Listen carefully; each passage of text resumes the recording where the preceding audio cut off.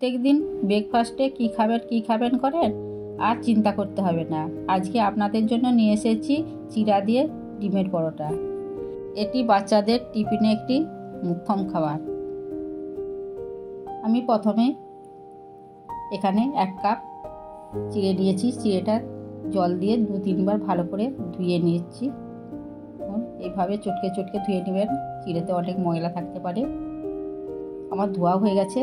এবার একটু সামান্য জল দিয়ে 10 মিনিট একে ভিজিয়ে রাখলাম।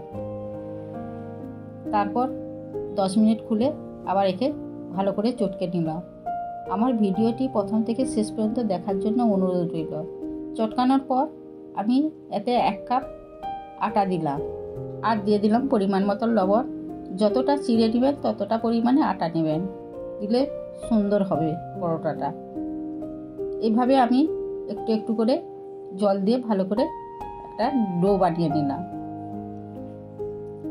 নতুন বন্ধুদের জন্য রইল সাবস্ক্রাইব করা অনুরোধ, আর পুরানো বন্ধুদের জন্য রইল ভালোবাসা। ডো বানানো হওয়ার পর আমি 1 চামচ সাদা তেল দিয়ে ভালো করে মেখে 10 মিনিট রেস্টে রেখে দিলাম। খুলে দেখলাম চিড়ে থেকে একটু জল বেরিয়েছে, তাই নরম হয়ে গেছে। তা আমি আবার একটু আটা দিয়ে ভালো করে ডোটা বানিয়ে নিলাম।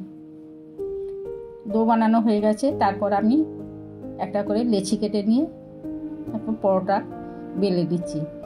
আমি পরোটার সাইজে বেলছি, আপনারা যে কোনো শেপেই বেলতে পারেন। এভাবে আমি বেলে নিয়ে একটা অন্য পাত্রে 2টো ডিম ভেঙে তাতে দিয়ে রেখেছি কাঁচা লঙ্কা কুচি, পেঁয়াজ কুচি আর ধনে কুচি দিয়ে ভালো করে ফেটিয়ে রেখেছি নুন দিয়ে। এরপর আমি সেই পরোটাটা ডিমে কোট করে নিব 2 পাশ দিয়ে। কড়াই তেল দিয়েছি, তেলটা গরম হতে এই পরোটাটা তেলের ওপর দিয়ে দিলাম এবং উপর থেকে 1 চামচ আরও একটু ভালো করে ডিমের পেস্টটা দিয়ে দিলাম। এবার আমি উল্টিয়ে দেব।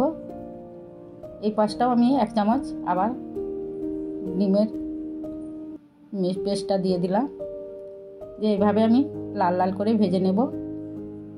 আবার একটা আপনাকে দেখিয়ে দিচ্ছি, দেখুন এইভাবে করে নেবেন। এটি খেতে খুব সুস্বাদু এবং খুবই স্বাস্থ্যকর। এটি ব্রেকফাস্ট, ডিনার ও টিফিনে যে কোনো সময় খেতে ইচ্ছা করলে খেতে পারেন। এটি সস বা যে কোনো তরকারি, মাংস দিয়ে খেতে পারেন।